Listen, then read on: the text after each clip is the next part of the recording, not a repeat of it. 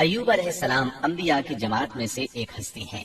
اللہ تعالیٰ نے صبر کے معاملے میں بطور خاص ان کا تذکرہ فرمایا ہے، لوگوں کے لیے ایک مثال اور نمونہ ٹھہرایا ہے۔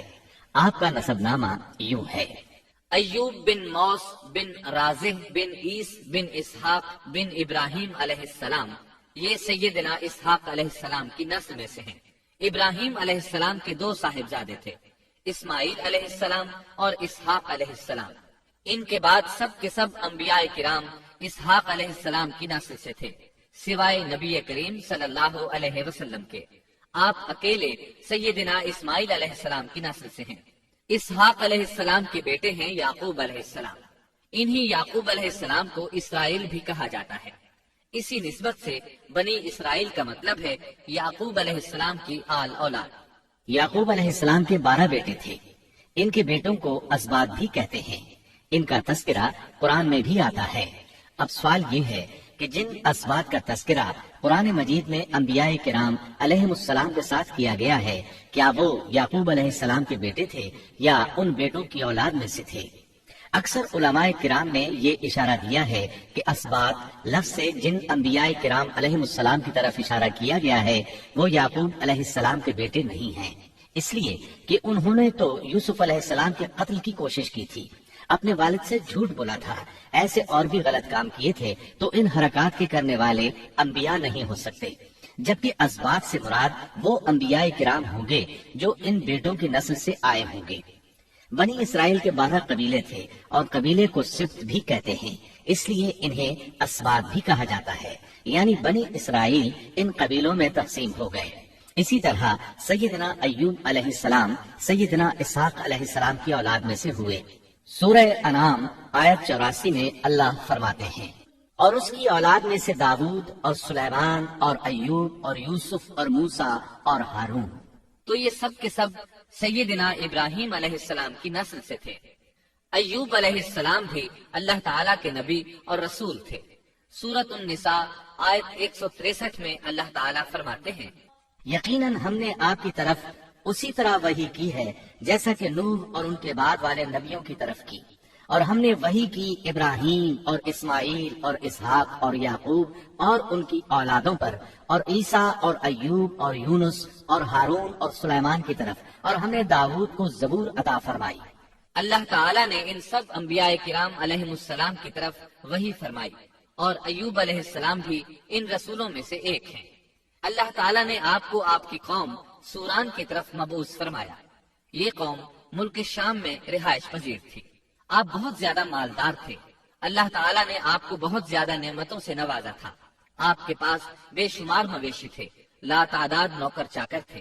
اللہ نے آپ کو بہت سی زرعی زمین بھی عطا فرمائی تھی۔ آپ تاجر بھی تھے۔ تجارت کا سلسلہ دور دور تک پھیلا ہوا تھا۔ اللہ تعالیٰ نے آپ کو کثیر اولاد بھی عطا فرمائی تھی۔ آپ کے ہاں 7 بیٹے اور 7 بیٹیاں تھیں۔ آپ خود بھی صحت مند اور طاقتور تھے۔ آپ کے اصحاب کی تعداد بھی کافی تھی۔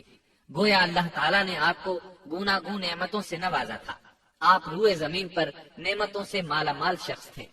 اللہ تعالیٰ نے آپ کو آزمانا چاہا تاکہ بعد میں آنے والے لوگوں کے لیے آپ صبر کی مثال بن جائیں۔ آخر صبر کا مرحلہ شروع ہو گیا۔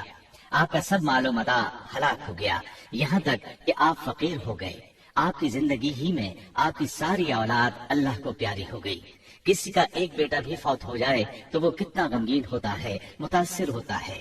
سیدنا یعقوب علیہ السلام پر غم کس طرح طاری ہوا، یہاں تک کہ آپ کی آنکھوں کی بینائی تک جاتی رہی۔ مارے غم کے وہ گھل گئے تھے، جبکہ ان کا کوئی بیٹا فوت نہیں ہوا تھا، اور ادھر 7 بیٹے اور 7 بیٹیاں فوت ہو گئے۔ یہی نہیں، تمام مال مویشی ہلاک ہو گئے۔ معاملہ اس پر بھی ختم نہیں ہوا، آپ شدید مرض میں مبتلا ہو گئے۔ بیماری اس قدر شدید تھی کہ آپ چلنے پھرنے سے معذور ہو گئے، اٹھنے کی سکت نہ رہ گئی، یہاں تک کہ آپ کا گوشت گرنے لگا۔ آپ کی آزمائش انتہا کو پہنچ گئی۔ اب آپ کے ساتھی بھی آپ کا ساتھ چھوڑنے لگے۔ انہیں خوف محسوس ہوا کہ کہیں ان کی بیماری انہیں بھی نہ لگ جائے، کہیں یہ کوئی ایسی بیماری نہ ہو جو ایک سے دوسرے کو لگتی ہو۔ اس طرح سوائے 2 کے سب ساتھی آپ کا ساتھ چھوڑ گئے، کوئی آپ کے قریب نہ آتا تھا۔ جو 2 ساتھی ساتھ چھوڑ کر نہیں گئے تھے وہ بھی ذرا دور کھڑے ہو کر بات کرتے تھے۔ آپ کی خدمت کے لیے بس آپ کی بیوی رہ گئی، وہ بہت وفادار بیوی تھی۔ یہ زوجہ محترمہ آپ کی خدمت کرتی، آپ کو کھلاتی پلاتی، آپ کو نہلاتی۔ پھر نوبت یہاں تک پہنچی کہ سارا ہی مال بالکل ختم ہو گیا۔ اب بیوی صاحبہ نے اجرت پر لوگوں کے گھروں میں کام کرنا شروع کیا تاکہ کچھ کما کر لائیں اور خاوند پر خرچ کر سکیں۔ یہ تھے اللہ کے نبی ایوب علیہ السلام، اتنی بڑی آزمائش میں پورے اترے۔ آزمائش بھی 1-2 ماہ نہیں، پورے 12 برس جاری رہی، اور ایک قول کے مطابق 18 برس جاری رہی۔ آپ اس دوران مجسمہ صبر بنے رہے۔ آپ نے کبھی کسی سے شکوہ تک نہ کیا، یہاں تک کہ کبھی زوجہ محترمہ سے بھی شکوہ نہ کیا۔ سال ہر سال اسی حالت پر گزر گئے۔ ایک بار آپ کی بیوی نے عرض کرنے کی ذرا ہمت کی اور کہا، آپ اللہ کے رسول ہیں، اگر اللہ کے حضور دعا کریں تو وہ آپ کی بیماری کو ختم فرما دیں گے، آپ کی حالت کو بدل دیں گے۔ بیوی صاحبہ کے یہ کہنے کے باوجود آپ نے بیماری کے ختم ہونے کی دعا نہ کی، نہ یہ کہا یا اللہ مجھے رزق کی فراوانی عطا فرما، بس رضائے الہی پر راضی رہے، تقدیر الہی پر خوش رہے۔ آپ نے بیوی سے فرمایا، ذرا بتاؤ تو ہم کتنا عرصہ خوشحالی اور فراوانی میں رہے ہیں، کتنا عرصہ ہم ناز و نعمت میں رہے ہیں؟ انہوں نے جواب دیا، 80 سال۔ یہ سن کر آپ نے فرمایا، مجھے اللہ تعالیٰ سے دعا کرتے حیا آتی ہے، جتنا عرصہ خوشحالی میں رہا اتنا عرصہ بیماری اور تنگ دستی میں نہیں گزرا، اس لیے میں ابھی یہ دعا نہیں کروں گا کہ وہ مجھے شفا عطا کر دے یا میری اس حالت کو بدل دے، وافر رزق عطا کرے، جب تک مجھ پر 80 سال نہ گزر جائیں۔ جس طرح میں 80 سال ناز و نعمت کی بہاریں دیکھتا رہا، اسی طرح 80 سال تک میں اسی حالت پر صبر کا دامن تھامے رہوں گا، تندرستی کا سوال نہیں کروں گا۔ آپ کے اس جواب پر بیوی صاحبہ مایوس ہو گئیں، اس لیے کہ انہیں تو بیماری کے ختم ہونے کی اور اچھے دنوں کے دوبارہ آنے کی امید تھی۔ آپ کی بات سن کر وہ بولیں، تب یہ آزمائش کی گھڑی کب ختم ہوگی؟ چونکہ اس بات سے اللہ تعالیٰ کی ناشکری ہوتی تھی، اس لیے ایوب علیہ السلام ناراض ہو گئے۔ انہوں نے اللہ کے نام کی قسم کھائی کہ اگر اللہ تعالیٰ نے مجھے شفا عطا فرمائی تو میں انہیں 100 کوڑے ماروں گا۔ دوسری طرف نوبت یہاں تک پہنچی کہ لوگوں نے آپ کی بیوی صاحبہ کو کام دینے سے انکار کرنا شروع کر دیا۔ ان کا خیال تھا کہیں ان کے شوہر کی بیماری انہیں بھی نہ لگ جائے۔ وہ سمجھتے تھے کہ ایوب علیہ السلام کی بیماری چھوت کی ہے، لہٰذا یہ بیماری ان کی بیوی کے واسطے سے انہیں بھی لگ سکتی ہے۔ جب معاملہ یہاں تک پہنچ گیا تب آپ نے ایک چھوٹی سی بات کہی، اس میں بھی کوئی واضح دعا نہیں تھی، جبکہ اس وقت سے بڑھ کر دعا کے لیے کون سا وقت ہو سکتا تھا۔ آپ کی اس بات کو اللہ تعالیٰ نے قرآن مجید میں بیان فرمایا ہے۔ سورہ انبیاء آیت 83 میں ہے، اور ایوب کی اس حالت کو یاد کرو جبکہ اس نے اپنے پروردگار کو پکارا کہ مجھے یہ بیماری لگ گئی ہے اور تو رحم کرنے والوں سے زیادہ رحم کرنے والا ہے۔ مجھے آزمائش نے آ لیا ہے اور تو ارحم الراحمین ہے۔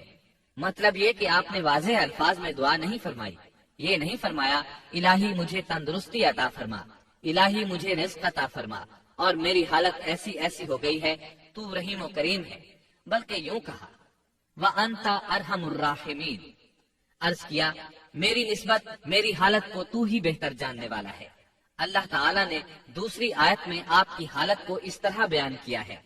سورہ صاد آیت 41 میں اللہ تعالیٰ فرماتے ہیں، اور ہمارے بندے ایوب کا بھی ذکر کر جبکہ اس نے اپنے رب کو پکارا کہ مجھے شیطان نے رنج اور دکھ پہنچایا ہے۔